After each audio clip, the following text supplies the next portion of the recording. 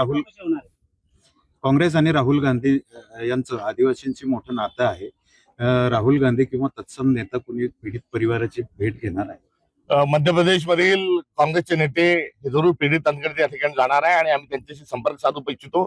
एक दुर्दैवानं पोलिसांचा कसा दबाव आहे आणि पोलीस खरोखर कसे बदमाश आहे याचं देखील प्रत्यय आलेलं आहे. आज त्या पीडितेचा भाऊ जो आहे की आपबीती सांगण्याकरता रोहित दादांशी त्यांनी संपर्क झाला आणि रोहित दादांनी त्यांना सांगितलं की मी येत आहे. वास्तविक पाहता ते आज इथे आले.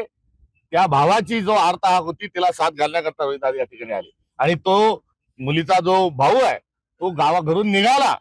मात्र भाजपच्या कार्यकर्त्यांनी त्याला जळगावपर्यंत पोहोचू दिलं नाही.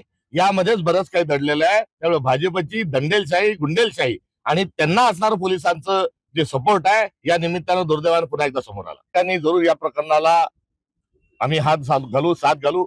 राहता राहिला राहुलजींचा विषय घटना ज्या ठिकाणी घडली त्या ठिकाणी राहुलजी दसुरपूर 3 दिवस राहिलेले आहेत. त्यामुळे या परिसराशी त्यांची एक भावनिक नाळ आहे. भारत जोडो यात्राच्या दरम्यान दरोमतचा नारा देत असताना त्यांनी त्या ठिकाणचा मुक्काम राहिला होता. त्यामुळे त्या ठिकाणच्या मुक्कामाच्या अनुषंगानं हे प्रकरण गांभीर्याने घेतलंय आणि उभाटा, राष्ट्रवादी काँग्रेस आणि काँग्रेस हे महाविकास आघाडी मिळून या प्रश्नाचा छडा लावल्याशिवाय आम्ही राहणार नाही. त्यांनी प्रसार माध्यमावर स्वतः कबूल केलं की आम्हाला बुलढाणा पोलिसांनी मारहाण केली आणि गुन्हा आम्ही स्वतः कबूल केला. या प्रकरणाची चौकशी करण्याची आवश्यकता आहे. ते घाबरलेले आहेत, ते बेदरलेले आहेत आणि काही पोलिसच जे आहेत हे काही जणांना पकडून अशा प्रकारच्या बातम्या पसरवत आहेत. त्यामुळे पोलिसांचे हस्तक म्हणून काही मंडळी अशा प्रकारचा वस्तुस्थितीला सोडून अपप्रचार करताना आढळून येतात आहे.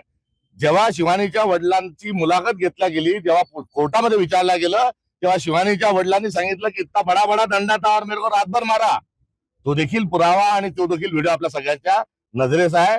मात्र पोलीस तो मी नव्हेच म्हणजे आता देवेंद्र फडणवीसांना लोकवा लोखंडे पुन्हा म्हणण्याची वेळ ही या सगळ्या प्रकरणाच्या अनुषंगाने आली आहे.